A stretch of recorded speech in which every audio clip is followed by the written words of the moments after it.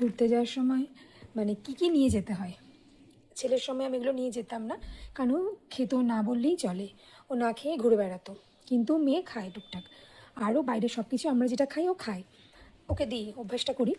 আর সবথেকে বড় কথা, আমরা যখন ঘুরি আমরা ভাতটা খুব একটা পাই না, হয়তো সারাদিনে ঘুরলাম রাতেবেলা ভাতটা খাই।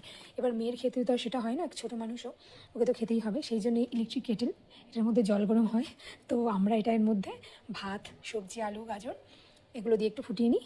ভাতটা ভালোই হয়েছে। আর তার সাথে কখনো কখনো ডিমটা আমি আলাদা করে সেদ্ধ করে নিই, ওকে খাইয়ে দিই। এটার মধ্যে ঘি, কখনো বাটার, একটু নুন দিয়ে দিই, তো মোটামুটি খেয়ে নেয়, কোনো জ্বালায় না।